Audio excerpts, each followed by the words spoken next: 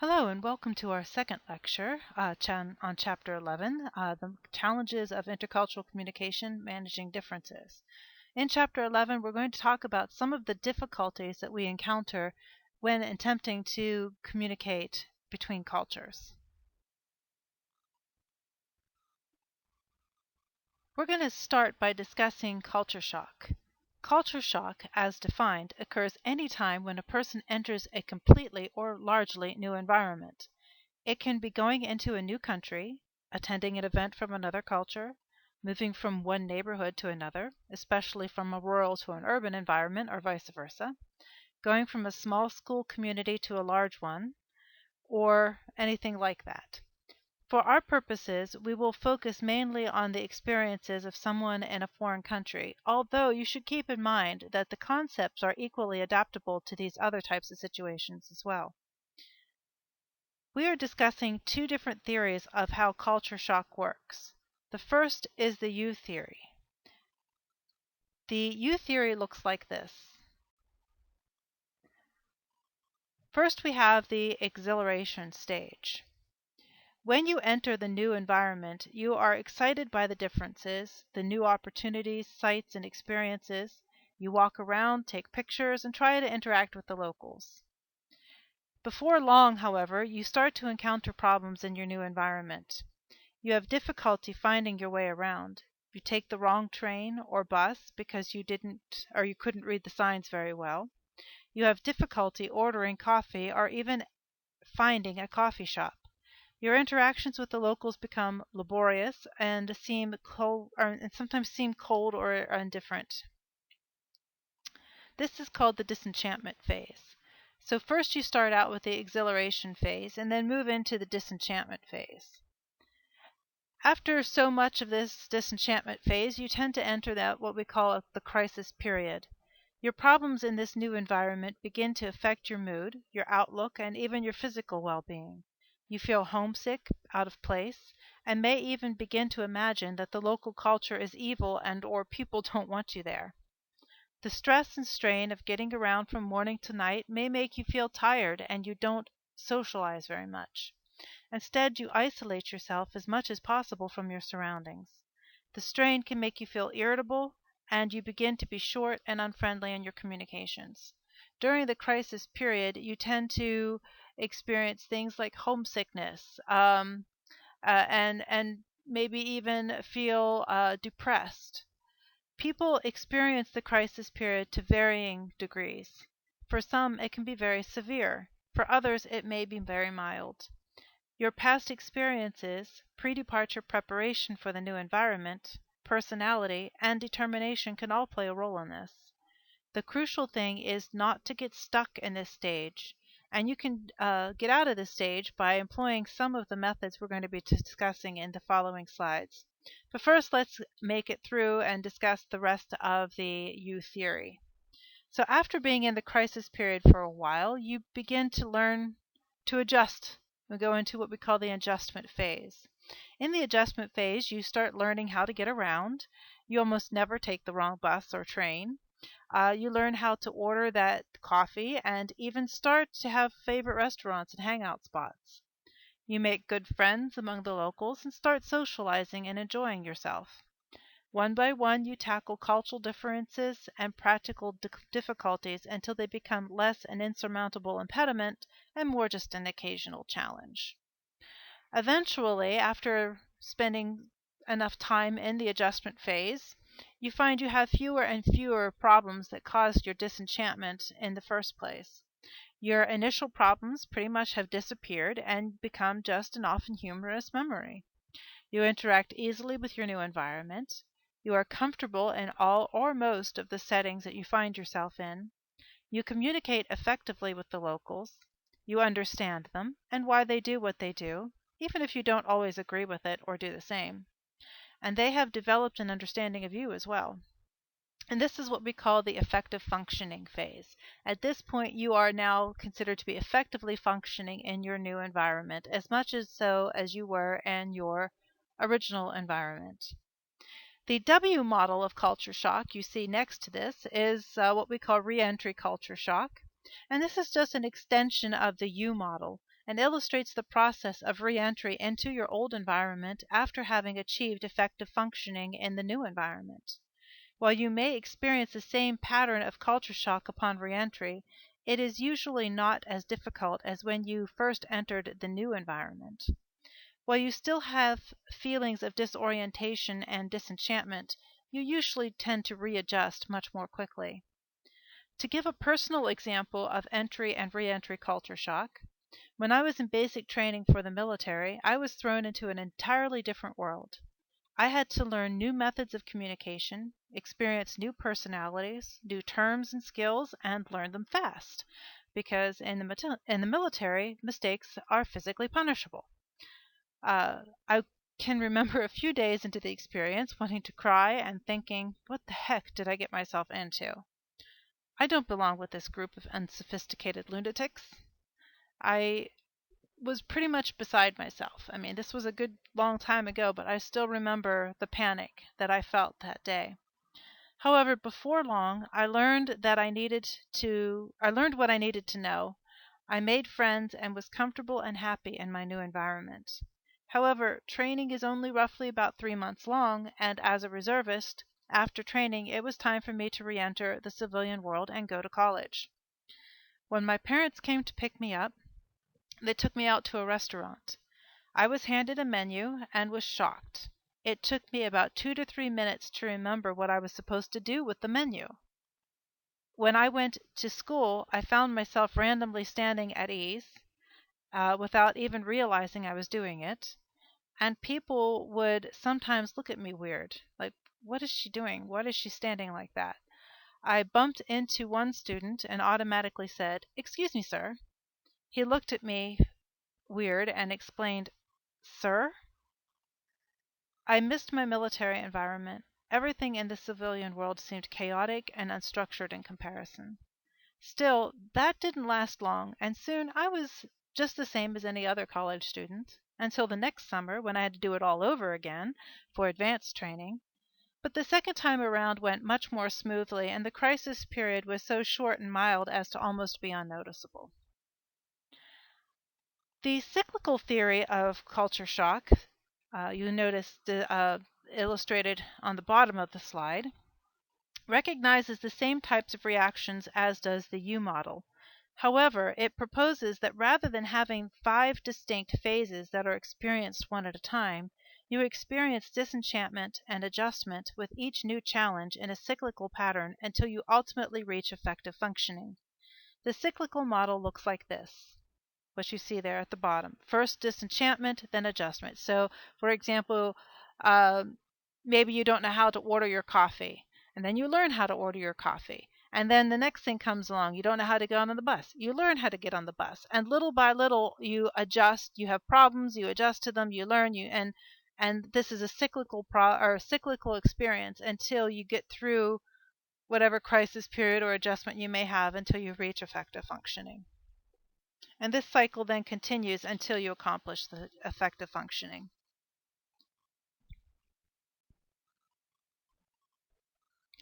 Acculturation is defined as the process of learning to live in a new culture.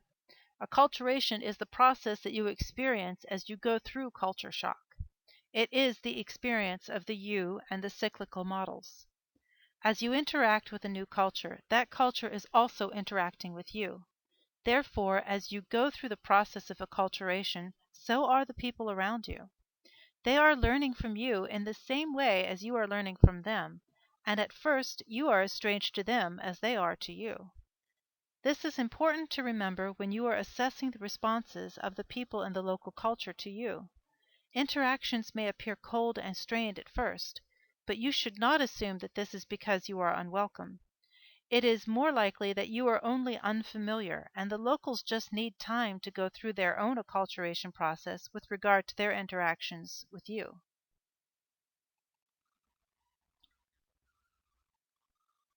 There are many things that you can do to minimize culture shock and or progress through the crisis period. Let's take a look at a few. First of all, learn the language. This may mean learning the primary language used in communication, such as Spanish in Spain or French in France. but it also refers to how language, including nonverbal language, is used in that culture.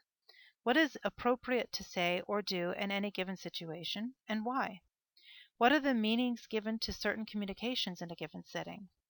Not knowing these things and how they differ from your perceptions can cause discomfort, confusion, and misunderstanding, even if you are fluent in the dominant spoken language of the environment. Guard against ethnocentrism. It is normal human desire to relate to the world and interpret situations according to already developed cultural perceptions. However, unless you are able to develop the ability to temporarily part your own perceptual filter in order to view a situation from another perspective, you will not be able to effectively communicate and understand another culture. When you are learning another culture, you must keep your natural tendencies of perception in check to avoid negative ethnocentrism.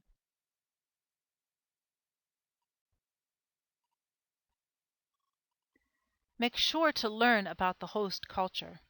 It is not sufficient to know only what is to be said and done in a given situation. If you want to fully understand and interact with another culture, you also need to know why things are done in this way. Learn about the history, experiences, religions, values, and beliefs of a culture. This will help you to understand the thoughts and perceptions of the members of that culture and the intended meanings of their communications. This will also allow you to know how to react appropriately in any situation and predict how others will respond to your behaviors, thus causing less cultural confusion and friction between you and your new environment. Also, make sure to maintain your own culture. While adjusting to your new environment and navigating culture shock, it is very important to maintain a link to what is familiar to you, your own culture. This helps you to preserve your own cultural identity so that you do not feel as lost and confused within your own mind. It also helps you deal with feelings of loneliness, homesickness, and rejection. It helps you to feel a sense of belonging and provides a resting place where you can share and experience the familiar, even in an unfamiliar environment. While it is very important to maintain this link to the familiar, it is equally important to make certain not to overuse this link as a way to withdraw from interaction with your new environment. You must still make a considerable effort to learn the new ways of and adapt to and interact with your new environment. If you only hide in the safe haven of the familiar, you will never become comfortable with the host culture and therefore will never be able to overcome culture shock and achieve effective functioning.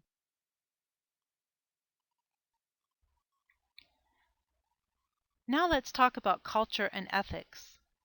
A person's ethics are the values and beliefs by which they determine right from wrong. A person's ethics are heavily influenced by culture, and every culture has a different set of values and beliefs that are based on the shared history, experiences, and teachings of that culture. Therefore, it is only natural to conclude that every culture will have its own unique moral system, and therefore different ways of determining right from wrong. Thus, what is right to one culture may be wrong to another, and vice versa. There are two different ways to perceive ethics. The first is the universalist approach. The person who employs this approach believes that there is only one correct morality system and that that system should be applied to everyone, despite differences in the acceptable behavioral norms of their own culture. Therefore, if someone else thinks that something is okay, but you believe that it is wrong, then they are indisputably mistaken in their belief. The second is the relativist approach. The person who employs this approach recognizes that there are multiple equally valid moral systems in the world, and that each person's behavior should be assessed according to the accepted moral system of their culture. Let me present an example. A few years ago, I attended a lecture by an Italian politician. During the lecture, I asked him a question. Afterward, I was speaking to him, and he remarked, "I liked your question. It was cute." By my moral standards, this seemed rude and condescending. However, according to a relativist approach, it may not have been wrong, at least not for the reasons that I originally perceived. We will come back to this situation later in the discussion. In this slide and in those to follow, we will look at some methods that you can employ to help when encountering differing moral systems. Many of these are sufficiently explained in the slides, but let's take a look at them. First of all, be mindful.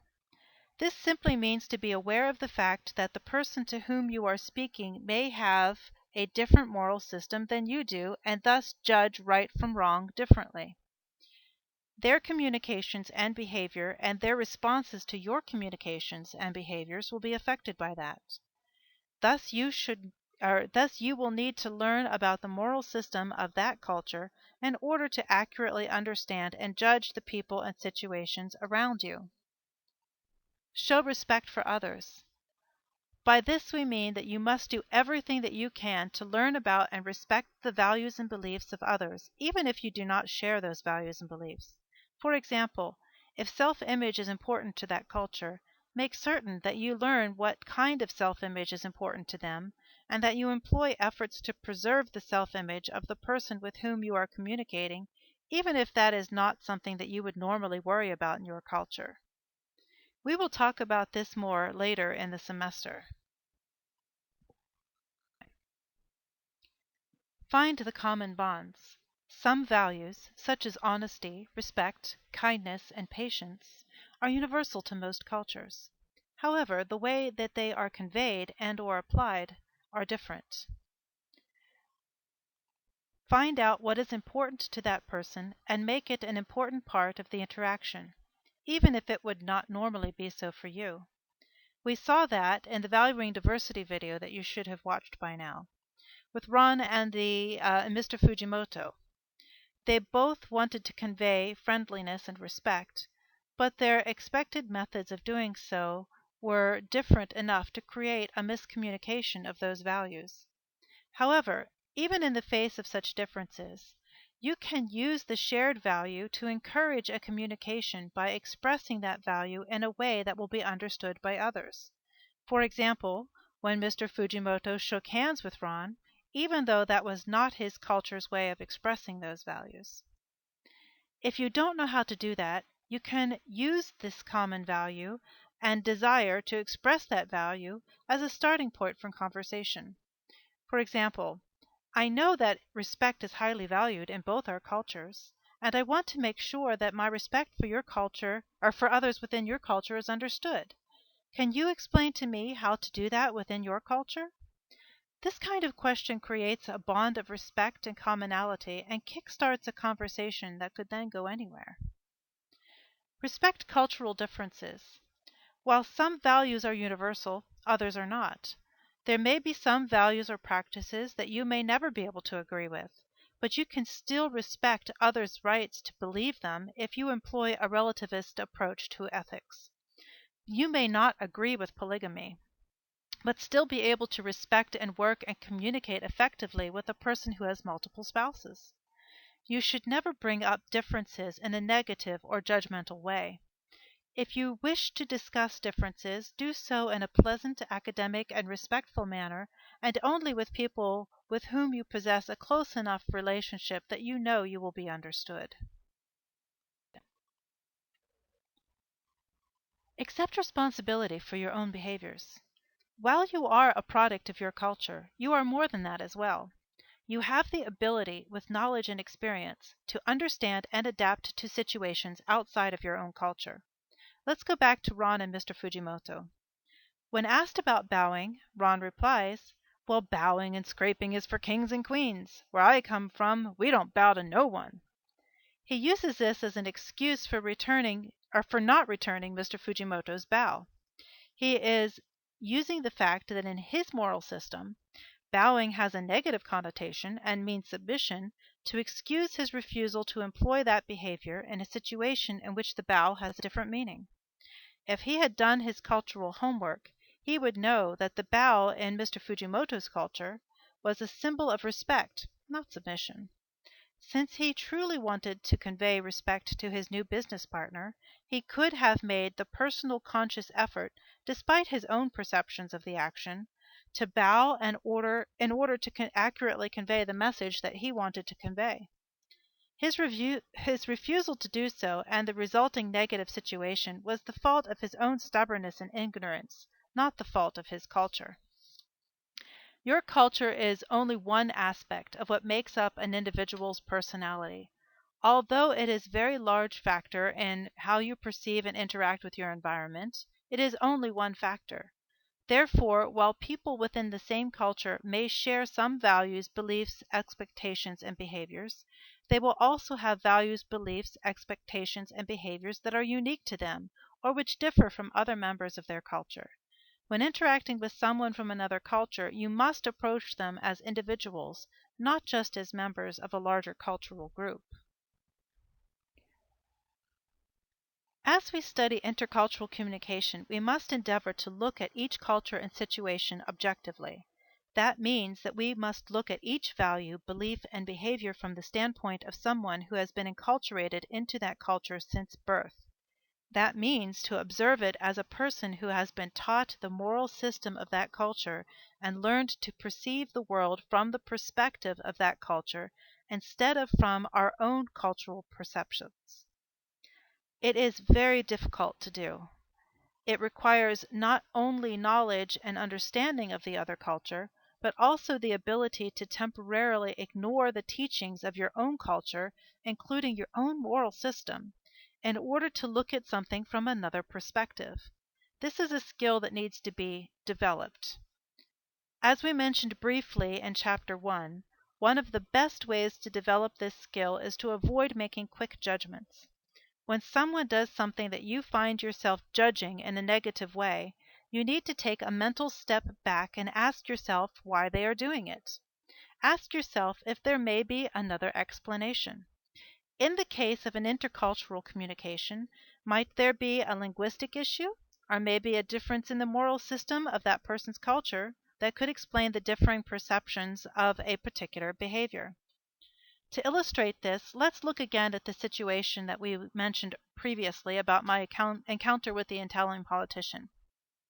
When he said that my question was cute, my automatic reaction was to take offense to that statement. I remember thinking, what a jerk! As soon as I thought this, I realized what I was doing.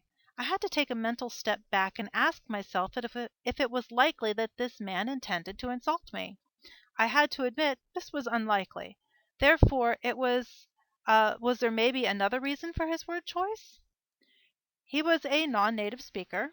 Therefore, it may have been a linguistic error. Also, he came from a traditionally patriarchal culture.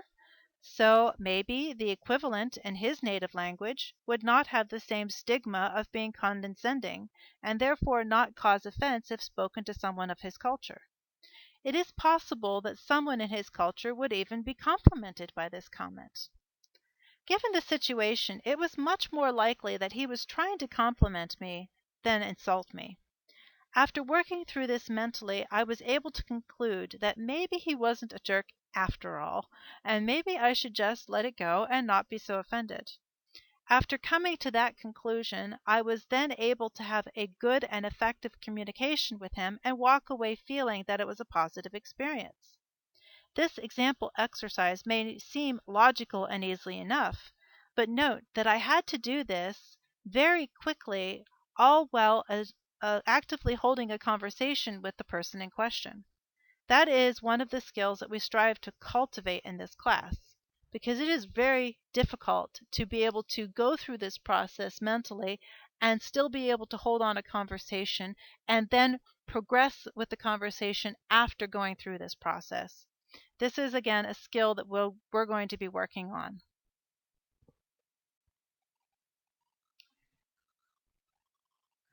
Please take a look at your book for discussions on stereotypes, racism, and prejudice.